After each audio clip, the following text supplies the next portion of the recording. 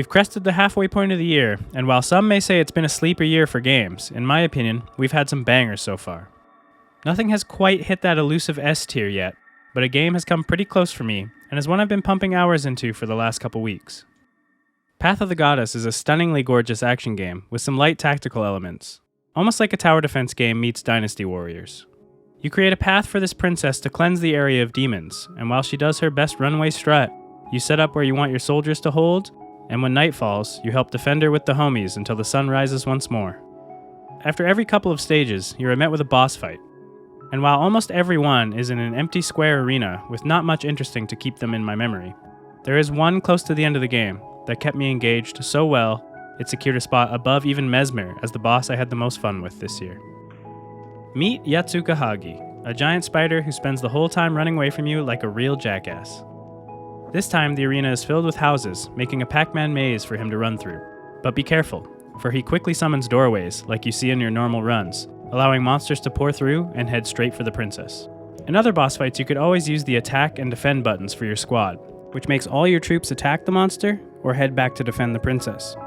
Since it was a flat field, there wasn't much need for nuance. But since this fight has the demons coming from multiple directions, it's important to set up your crew at choke points so the grubs can't sneak up on the princess or gain ground to overwhelm your troops. If you hang back and help defend her, he sends his nasty little fingers through wormholes to smack you up. All this troop movement has to be done on the fly in order for you to chase this giant spider while he moves the gates around, forcing you to move your troops in tandem.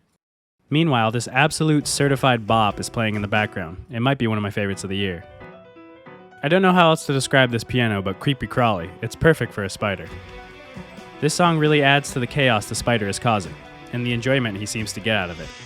It hits especially hard because none of the music up until this point has been even close to as high tempo or cacophonous as this. Just listen for a moment.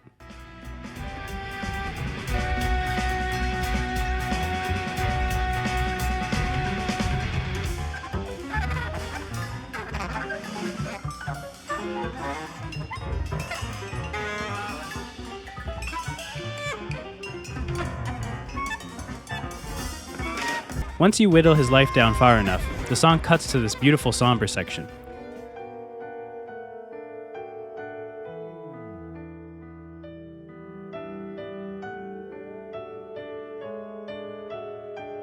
Which I interpret as the boss realizing he might have met his match before he snaps out of it and things kick back into gear and get funky again.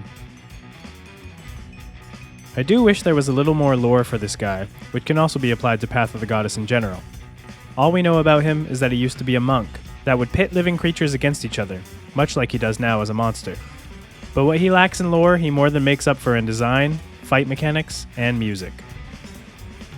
Speaking of design, his physical design is also very striking, while still being very cohesive with the rest of the monsters in the game.